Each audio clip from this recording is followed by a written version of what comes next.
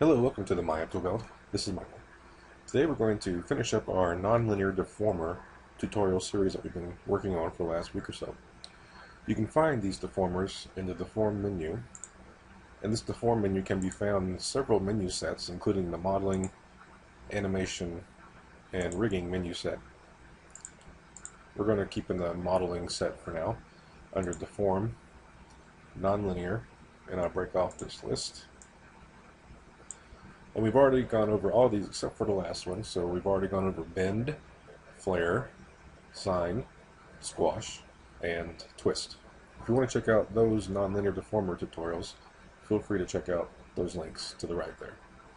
So today, we'll be finishing up the series with wave. So first I need to create an object to apply the wave to, and I think the best demonstration for wave is actually a plane.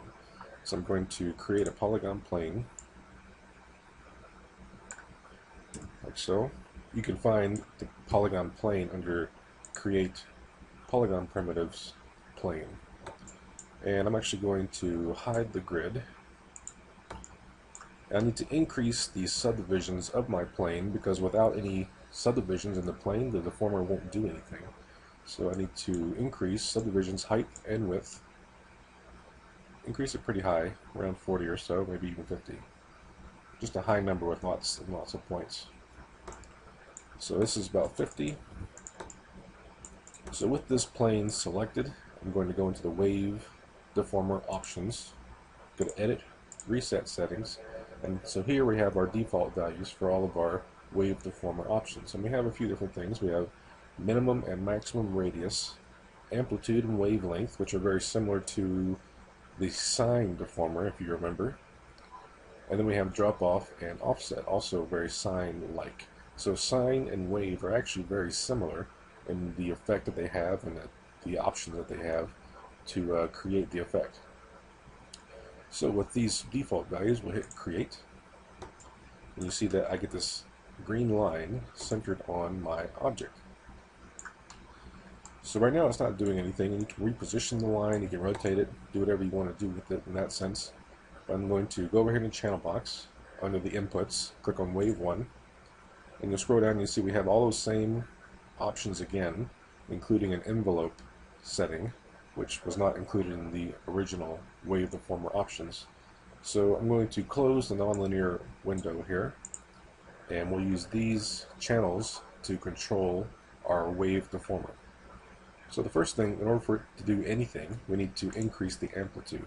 So I'm going to select the amplitude channel, hold down Control, minimize, click and drag, and you'll see immediately that we get an effect when we go back and forth in our amplitude. Get a positive value going this way, and a negative value, we get this effect. So it's very much like if you picture a raindrop falling into a puddle, or any kind of drop of water falling into a larger body of water, you kind of get this ripple effect, or this boom kind of effect. So that's kind of what the Wave Deformer does. So I'm going to let's use a positive value like this. And so here we have with our default wavelength this kind of look.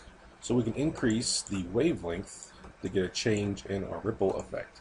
So I'm going to select the wavelength channel, hold down Control, minimize, click and drag. To the right, you see my wavelength gets larger, or the wave is larger. Go down to the left, and it gets smaller and increases our number of ripples. Now depending on how much geometry your plane has, as you increase the number of ripples like this, you're going to get some choppiness in here where the number of polygons isn't quite holding up depending on how many polygons you have. If you need an effect like this where there's lots of ripples, you might need to increase your plane's subdivisions quite high in order for it to be nice and smooth. So let's say if I increase my subdivisions width and height to 100. So now there's a lot more geometry and the effect has been smoothed out quite a bit. And there's even still some chunkiness in here. It's just so, depending on the effect you want with the Wave Deformer, you'll need to have the geometry that supports it. So let's go back to our deformer now. Let's have my wave selected.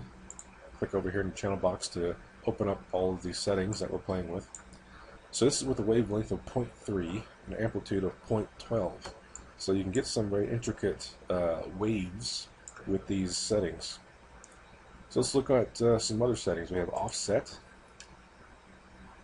You see here that the wave numbers, the number of waves hasn't changed, but now they're animating outward from the center or inward, depending on which direction you take the offset. Going inward is a positive value, going out is negative. So if you were to animate this effect, for example, you can kind of get those cascading ripples after a drop of water has hit a pool, like so. And this is the offset value. Let's take the offset back to 0, just so we're at our default position. And now let's look at drop-off. Again, I'm going to hold down Control, but now let's click and drag. And you see here, with a drop-off value of 1, the outer rings of the wave start to drop off or lessen as they get to the outer edges of the wave's area of influence. Because if you think of a real drop of water, when it hits, it makes the largest wave, and then as it ripples outward with our offset, the wave gets smaller and smaller, right?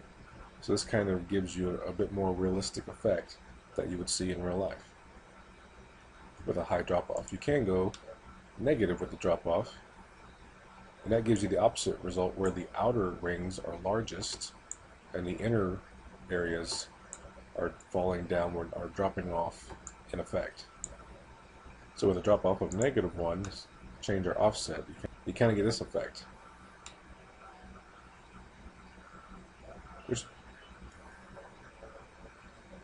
which can be interesting. Let's take our drop-off back to +1, just because I think that looks better when it comes to what our eye and brain kind of expect from this sort of effect. Then you have drop-off position. As I change this value, you can kind of see what happens. Let's say I have a value of, let's say 0.75-ish, and then I look at my offset. What sort of happens, well, let's go back to 0. Drop-off position of 0, right? So drop-off is 1, which means the outer ring is lowest in effect, or dropped off. So you think of like a point in the middle, and it's lowering down toward the edge like this. That's your drop-off of 1. So we have this kind of minimizing effect from the middle and moving outward. It gets more and more minimal in effect. Okay? So with a drop-off position, though, when you're changing it, let me change it to, say, 0.5. If you think of that line, again, that imaginary line that we drew in our minds, and I might actually put it in post just so you can kind of see it.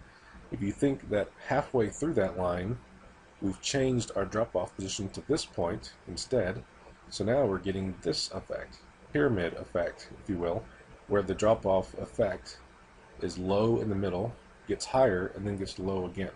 So we're moving that drop-off positioning to the middle of that line that we had before. With a drop-off position of 1, it's sort of like having a -1 drop-off, because now the outer ring is high and it's lowering down to the middle because we moved that position all the way to the right side of our line. So drop-off position kind of changes where that starting point, when it comes to the drop-off, where that starting point is along that line from 0 to 1, where 1 is the outer ring of the wave and 0 is the center. So our drop-off position changes where that drop-off value starts along that line. And drop-off goes from 0 to 1. There's no negative value for a drop-off position. So then we have our minimum radius and our maximum radius. By default, minimum is 0 and maximum is 1. If we were to lower our maximum radius, you'll see that the outer rings of the wave shrink down, and now the wave deformer is not having as large of an effect. If we were to increase our offset value now, you see that our ripple effect is centered in the plane in this area and not going all the way to the end of the plane, like so. And then our minimum radius is similar, where we can grow it out from the middle. And now we again look at our offset values, it does this kind of effect, where now the wave is only affecting this area to this area, like a tube area of influence, or a torus shaped area of influence. And the reason why this middle section is still moving up and down is because it is affected by the inner ring of the wave effect. So when we adjust our offset, that middle section is going up and down, but it's not actually deforming, it's just changing vertical position. So that's with our minimum and maximum radius. And the last setting on here is envelope. And envelope, if you remember from the other tutorials, if you've seen them, envelope is sort of like a 0 to 100% slider, where 1 equals 100. So 0 to 1 is a percentage of how much the wave deformer is affecting the plane. Right now, with the envelope of 1, 100% of the wave deformer is affecting the plane. If I take envelope down to 0, then 0% of the wave deformer is affecting the plane, and it's essentially turned the wave deformer off. And envelope 0.5 gives you half of the effect. So it's a diminished effect, 50% of the full value of all of our settings that we've set in here. And envelope 1 again gives you the full effect of the deformer. By going to wireframe, you can see more easily the wave deformer and how it looks. You remember it used to be just a straight line going across the plane, and as we affected all these settings, the shape of that line changes with the wave shape and so forth. Our minimum and maximum radius have really changed how the wave deformer looks, but you can really get a better sense of what area of the plane it's affecting by looking at the deformer line and where it is in the model. And don't forget, you can reposition this wave deformer on the plane just by moving it around, like so. You can also rotate it to get different looks. And you can also move the plane itself, and the deformer stays where it is. So you could, for example, have the deformer off to the side and move the plane into its area of influence and out.